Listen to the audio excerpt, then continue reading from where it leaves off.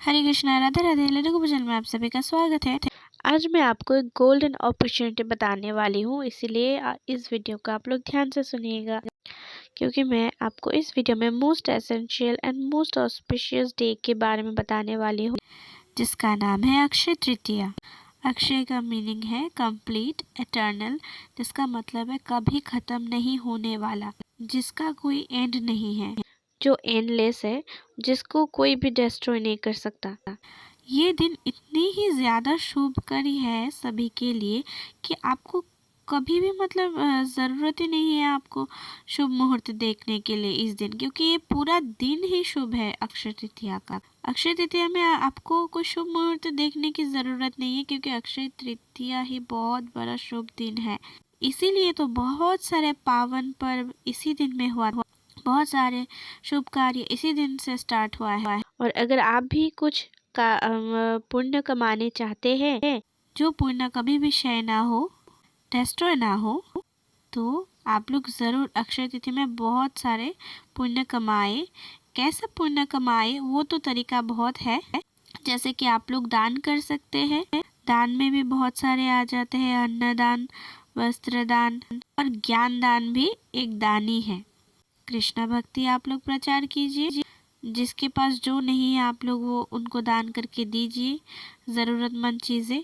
और most importantly आप लोग अपने घर में अपने जो प्रभु है, लाडो है, श्री कृष्ण राधा रानी जी की बहुत सारे ढेर सारे प्यार से सेवा करें, उनको अच्छे अच्छे भोग दीजिए, आज नए वस्त्र पहनाएं और जितना हो सके आप लोग हरे कृष्ण महामंत्र का चांट कीजिए, क्योंकि कलयुग में तो सबसे बड़ा नाम ही बोला गया है, नाम के ऊपर कुछ नहीं है।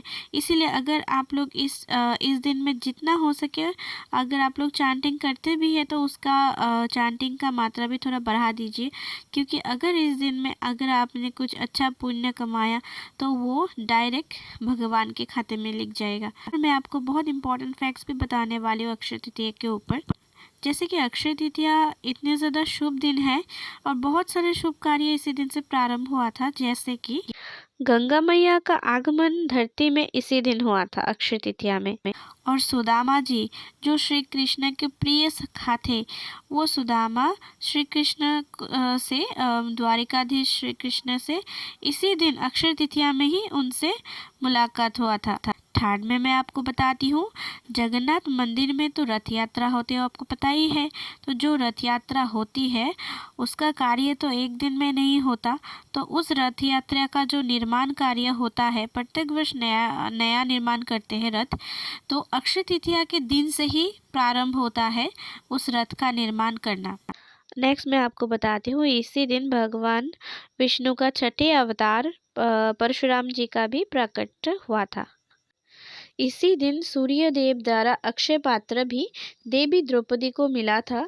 और इसी अक्षय पात्र जो था ये, जिससे मतलब वो लोग पांडवों को मिला था, जिससे वो लोग जितना चाहे उतना भोजन प्राप्त कर सके। मतलब ये एक ऐसा पत्र है अक्षय पात्र, जिससे मतलब जितना चाहे उतना भोजन प्राप्त हो सकता है।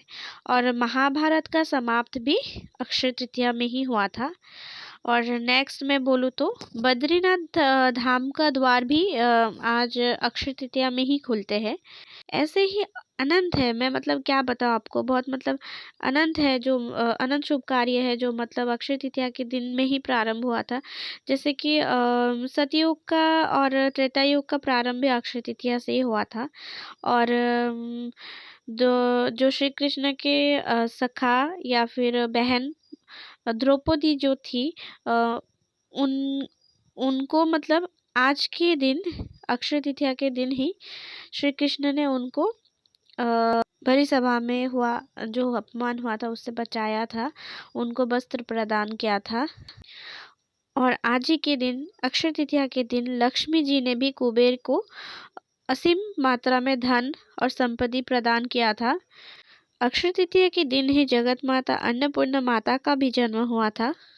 और अक्षय तृतीया के इस शुभ मुहूर्त के दिन में ही जो व्यासदेव है उन्होंने महाभारत को बोलना स्टार्ट किया था, और श्री गणेश जी ने लिखना स्टार्ट किया था महाभारत को।